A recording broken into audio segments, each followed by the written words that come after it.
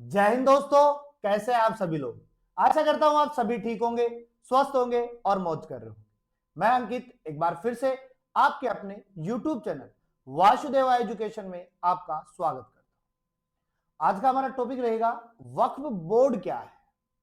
और बेटा मैं सीधी सी बात करूं, कुछ दिनों से ये वक्फ बोर्ड बहुत ही चर्चाओं में था और उसी के ऊपर हमने टॉपिक बनाया है। और ये टॉपिक आपके आने वाले गवर्नमेंट एग्जाम के करंट अफेयर्स में भी देखने को मिलेगा।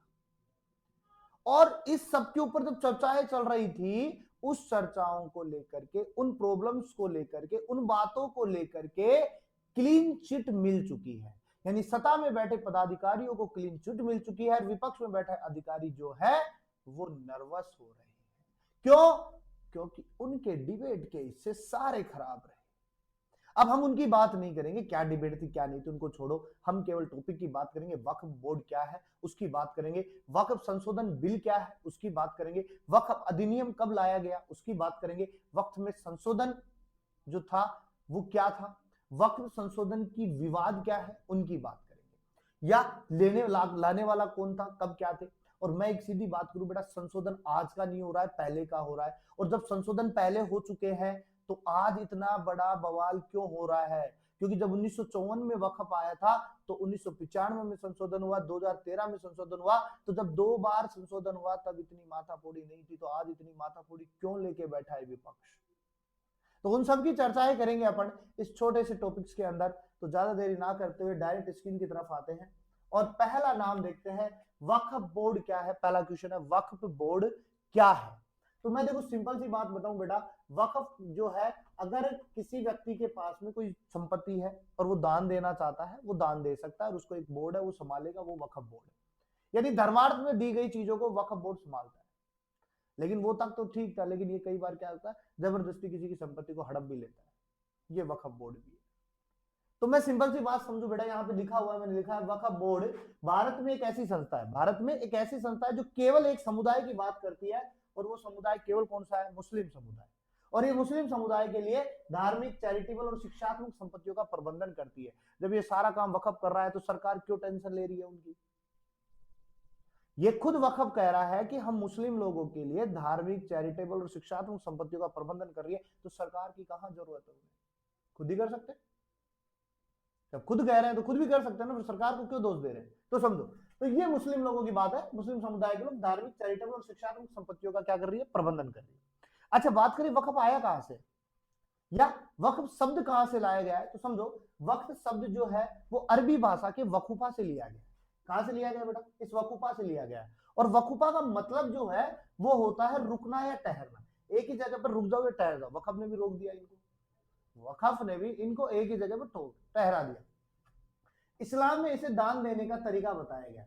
इस्लाम में वक्फ को दान देना, मैंने पहले बात की कि धर्मार्थ में दी गई चीजों को या धर्मार्थ में दे दी, या हम कहें कोई दंपति है जिसकी संतान नहीं है और वो उस संतान नहीं है तो क्या करेगा? उसकी जब संपत्ति है क्या करेगी? कुछ नहीं करेगी। तो वो क्या करता है? अपने धर्म के नाम पर वक्फ को दे देते हैं, वक्फ उसको संभालता है। अब संभालने के लिए कोई तो चाहिए, कहां देंगे इसे? संभालने के लिए कोई तो चाहिए, तो इन्होंने एक बोर्ड का गठन कर दिया, उसे वक्फ बोर्ड कह दिया। कब आया उसकी बात करेंगे, तो वक्फ बोर्ड कह दिया उन्होंने। अब वक्फ के अंदर बैठे हुए जो लोग थे वो उनकी संपत्तियों का क्या कर रहे थे? निरीक्षण कर रहे थे, ऑब्जर्व कर रहे थे, उनकी देखभाल कर रहे थे, उनको धार्मिक जगह पे लगा रहे, चैरिटेबल ट्रस्ट पे लगा रहे, शिक्षात्मक संपत्तियों पे लगा रहे। कहां लगा रहे? उनकी बात। अच्छा, एक चीज हो रही है यहाँ पे, हम कहे कि जब भारत पाकिस्तान में लड़ाई हुई तो पाकिस्तान के लोग भारत की तरफ, भारत के लोग पाकिस्तान की तरफ आ गए। तो भारत के अंतर्गत जो मुस्लिम लोग थे वो जो पाकिस्तान की तरफ रुख किए, तो उनकी संपत्ति तो भारत में रहेगी ना। तो उस संपत्ति को किसको दे दिया? वक्फ को दे दिया। अब भारत के अंदर तो जो मुस्लिम संपत्ति थी वो वक्फ को दे दी, लेकिन पाकिस्तान के अंदर जो भारत की संपत्ति थी वो किसको दी गई? और पाकिस्तान के अंदर बैठे भारत के लोग जानते हैं कि उनके साथ में क्या दशा हो रही है, हम भी देखते हैं न्यूज़ों के अंदर। तो वक्फ हिंदुस्तान के अंदर है, केवल केवल हिंदुस्तान के अंदर, हर कहीं नहीं है, केवल हिंदुस्तान की बात कर रहा है। ठीक है। अच्छा, अब ये जो दी गई जो संपत्तियां हैं इनको क्या करता है? देखो, इन दी गई संपत्तियों को आमतौर पर वक्फ क्या करता है? मस्जिद बनवाता है। सबसे पहले तो क्या बनवाएगा? मस्जिद। मस्जिद के बाद में दरगाह बनवा सकता है, कब्रिस्तान बनवाता है, स्कूल। स्कूल के लिए मैं मदरसे शब्द यूज में लूंगा बेटा। क्या शब्द यूज में लेंगे? मदरसे। क्योंकि जब भी लड़ाई होती है इनकी तो मदरसों के लिए होती है, ना कि स्कूल के लिए कि बच्चों के लिए स्कूल खोलना है। बच्चों के लिए मदरसा खोलना है। और ये गवर्नमेंट से जमीन लेते हैं, गवर्नमेंट से भी जमीन लेता है, किसके लिए? मदरसों के लिए, कि हमें मदरसों को वहां पढ़ाई करानी है। और जब मदरसों के अंदर पढ़ाई करवा रहे तो फिर इतना ही, समझ रहे हो बात को? आगे चलो, अस्पताल या अन्य ऐसी जगह होती है जो समाज के कल्याण के लिए उपयोग में ली जाती है कि समाज बढ़ावा दे सके। हम यहाँ पर मस्जिदें खोलेंगे धार्मिक के लिए, दरगाह खोलेंगे, कब्रिस्तान खोलेंगे, स्कूल भी खोल सकते हैं, अस्पताल भी, अन्य जगह भी बना सकते हैं। ये सब वक्फ में था, लेकिन ये सब बहुत कम जगह देखी जाती है अपने इसमें। क्यों? अब देखो, ये वक्फ जो है ना वो सेंट्रल भी है और गवर्नमेंट भी, यानी सेंट्रल तौर पर भी यानी केंद्र तौर पर भी इनको देखा जाता है और प्रत्येक राज्य स्तर पर भी इनको देखा जाता है। ठीक है, अब बात करें हम कि वक्फ अधिनियम कब लाया गया। तो सबसे पहले जो वक्फ अधिनियम लाया गया था वो 1954 में लाया गया था बेटा। कब लाया गया था? 1954 में लाया गया था। और उस 1954 में अगर मैं सरकार की बात करूं तो प्रधानमंत्री जो थे वो जवाहरलाल नेहरू थे। कौन थे? जवाहरलाल नेहरू थे। और उसके बाद में हमारे जो प्रथम राष्ट्रपति थे डॉक्टर राजेंद्र प्रसाद, डॉक्टर राजेंद्र प्रसाद, जिन्होंने सबसे पहले वक्फ की शुरुआत की थी भारत के अंदर 1954 में। अच्छा, ये अधिनियम क्या कह रहा था 1954 तक? उसका मुख्य उद्देश्य क्या है? वक्फ संपत्तियों को संगठित करना, उनके प्रबंधन के लिए कानूनी ढांचा प्रदान करना और मुस्लिम समुदाय की धार्मिक व चैरिटेबल संपत्तियों की रक्षा करना। यानी मुस्लिम जो संपत्तियां हैं जो भारत छोड़कर के पाकिस्तान शिफ्ट हो गई थी, उसकी भारत के अंदर देखभाल करनी है, उसके लिए वक्फ बोर्ड बना दिया। किसने किसने बना दी 1954 में? जवाहरलाल नेहरू ने और राजेंद्र प्रसाद ने। ठीक है, इसके बाद में वर्तमान अधिनियम की बात करें जो चल रहा था वो 1995 वाला चल रहा है। और 1995 के अंतर्गत सबसे बड़ा रोल अदा किया पीवी नरसिम्हा राव ने। किसने? पीवी नरसिम्हा राव ने। और इन्होंने वक्फ को बहुत ज्यादा स्ट्रॉन्ग बना दिया। बहुत ज्यादा क्या बना दिया? स्ट्रॉन्ग बना दिया। उस समय प्रधानमंत्री कौन थे? पीवी नरसिम्हा राव। उन्होंने 1995 में इन्होंने संशोधन किया और कह दिया कि वक्फ संपत्तियों की बेहतर सुरक्षा, पारदर्शिता और कुशल प्रबंधन सुनिश्चित करने के लिए लाया गया था। लेकिन पारदर्शिता तो मिली नहीं बेटा आज तक। तो 95 में कौन लेके आया? पीवी नरसिम्हा राव।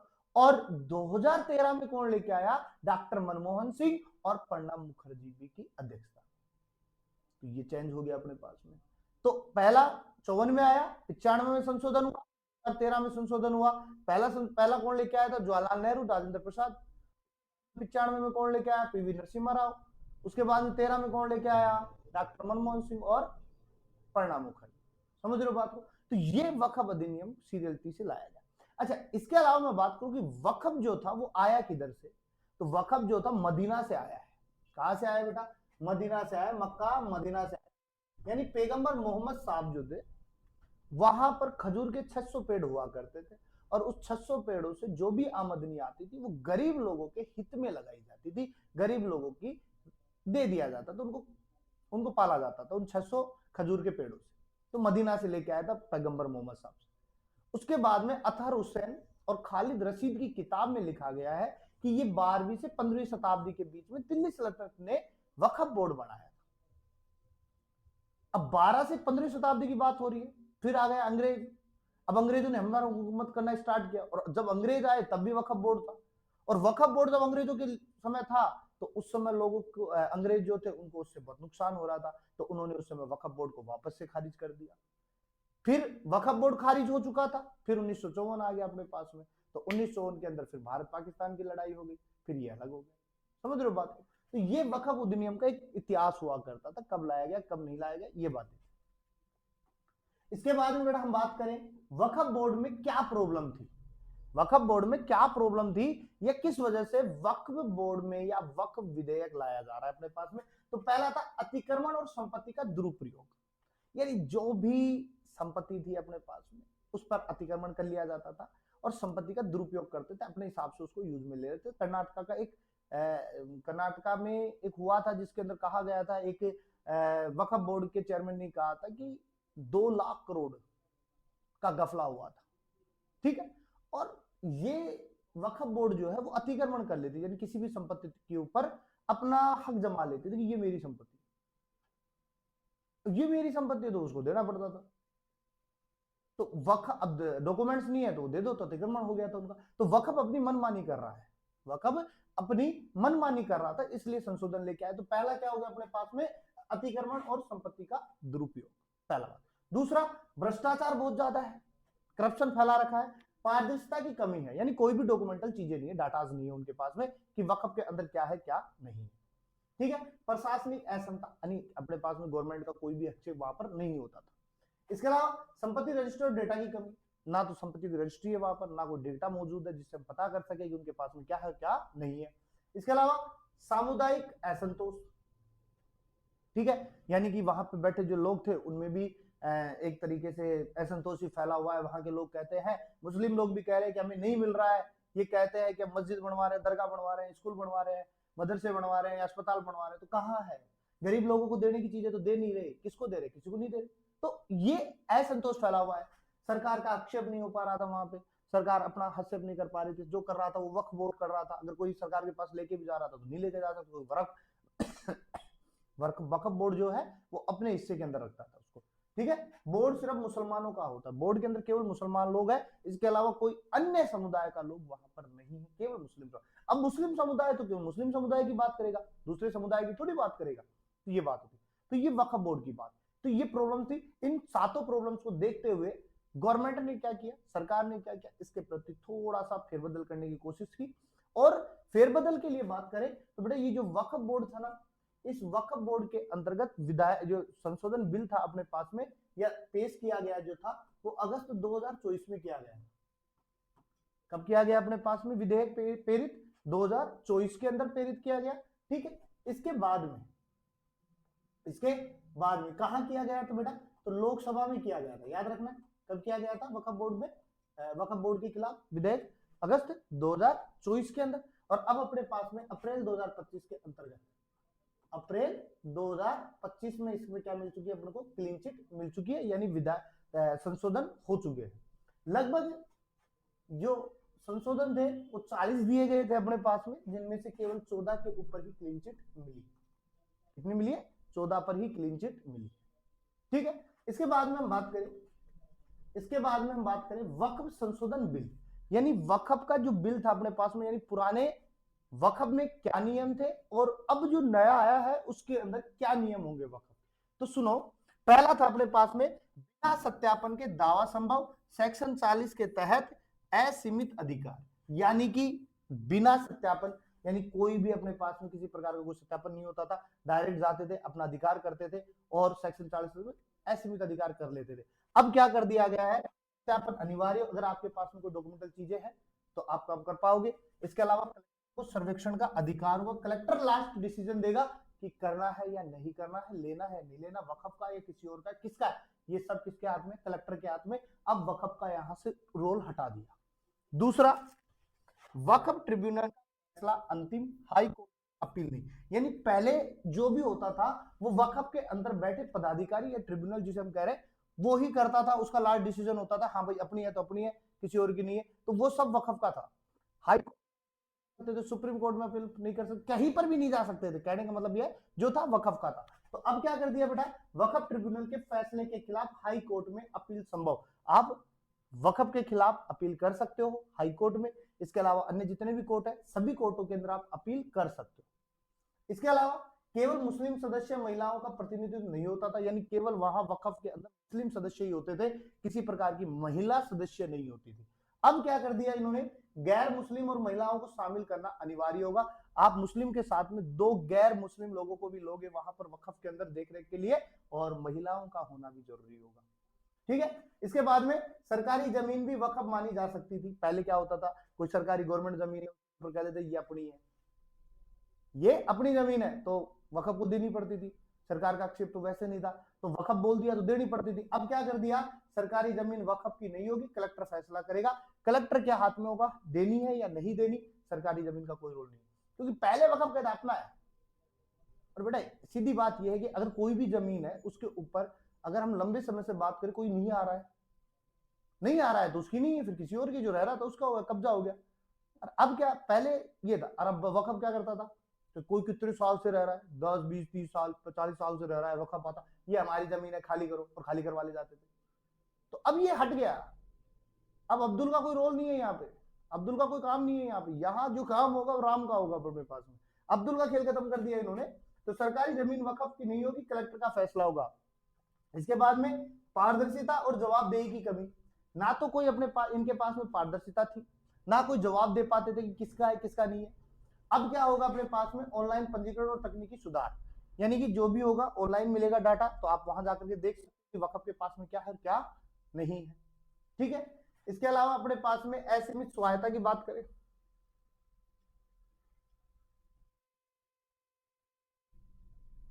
वक्फ बोर्ड को असीमित सहायता थी अपने पास में। इधर हम बात करें शक्तियों में कटौती करके सरकार और कलेक्टर की रोल कर दिया, या पहले वक्फ का था अब सरकार का हो गया और कलेक्टर का हो गया। और मैं अगर बेटा बात करूं, देखो बार बार अपने संपत्ति का जिक्र कर रहे हैं, बार बार हम किसका जिक्र कर रहे हैं, संपत्ति का जिक्र कर रहे हैं। संपत्ति के जिक्र से याद आता है कि वक्फ के अंतर्गत लगभग अपने पास में 8 लाख करोड़, 8 लाख प्लस यानी 8 लाख अधिक से 8 लाख करोड़ से अधिक की संपत्ति है। संपत्ति दो प्रकार की होती है, चल और अचल। तो अचल संपत्ति जो है वो केवल 8 लाख करोड़ से अधिक की है वक्फ के पास में। ये तो वक्फ कहता है, लेकिन हमारे गृह मंत्री साहब कहते हैं कि इनके पास में 39 लाख करोड़ से अधिक की संपत्ति है। या मैं कहूं कि भारत के अंतर्गत तीसरे स्थान पर सबसे ज्यादा संपत्ति जो है वो वक्फ के पास में है। पहली सबसे ज्यादा संपत्ति जो है वो रेलवे के पास में है, किसके पास में, रेलवे के पास में है। दूसरी जो संपत्ति है बेटा वो रक्षा मंत्रालय के पास में है, और तीसरी जो संपत्ति है वो वक्फ के पास में। वक्फ के पास में तीसरी अचल संपत्ति है, समझ रहे हो बात। इसके बाद में हम बात करें विधायक विवाद क्यों हो रहा है इनके बीच में, इनके बीच में विवाद क्यों चल रहा है, किस वजह से चल रहा है। तो उसका पहला रीजन गैर मुस्लिम सदस्यों को शामिल किया जाना। पहले भाई मुस्लिम सदस्य थे तो वो मिल बांट कर खा लेते थे, अब गैर मुस्लिम आ गया, कोई भी धर्म का ला करके डाल देंगे, अब वो तो देखेगा ना। तो पहला विवाद तो ये है कि ये नहीं होना चाहिए, हम केवल मुस्लिम होंगे, मुस्लिम मुस्लिम देख लेंगे। अरे तुम देखते तो अब तक ही देख लेते, आगे थोड़ी देख पाओगे। तो ये खेल था अपने पास में, अब्दुल अब्दुल का खेल चल रहा था। अब अब्दुल की जगह कोई अन्य धर्म के लोगों को भी लाके रख देंगे, ईसाई धर्म के या सिख धर्म के अपने पास में, या हिंदू धर्म के लोगों को लाके रख देंगे। हाँ भाई तुम भी देखना इसको बैठ करके ये काम क्या हो रहा है क्या नहीं हो रहा है। दूसरा, महिला सदस्य का वक्फ बोर्ड में उपस्थिति।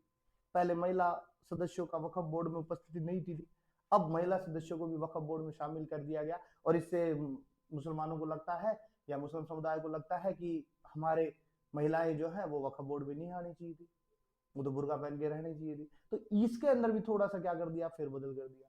इसके अलावा वक्फ की संपत्तियों का सर्वे रजिस्ट्रेशन होना, यानी वक्फ की जितनी भी संपत्तियां हैं उनका सर्वे रजिस्ट्रेशन होगा। जो संपत्ति हम बता रहे हैं कि इतनी है और सर्वे करने पर कहीं ज्यादा ना निकल जाए, तो ये सब डाटाज होने चाहिए। इसके अलावा वक्फ ट्रिब्यूनल का रोल खत्म कर दिया, खत्म ही कर दिया, क्योंकि कलेक्टर का बीच में रोल अदा कर दिया। कलेक्टर चाहेगा तो देखेगा, वो डिसीजन लेगा देना है या नहीं देना, ये वक्फ का काम, वो कलेक्टर का काम होगा। इसके अलावा संपत्ति पर दावा नहीं कर पाएंगे, वक्फ जो है वो डायरेक्ट संपत्ति पर दावा नहीं कर पाएगा कि ये अपनी है, इसको खाली करो, इसे हमें देनी है, ये वक्फ के रोल में अंडर में नहीं आएगा। तो ये कुछ पॉइंट्स थे अपने पास में, कुछ चीजें थी जो मैंने आपको वक्फ के साथ में पेश की।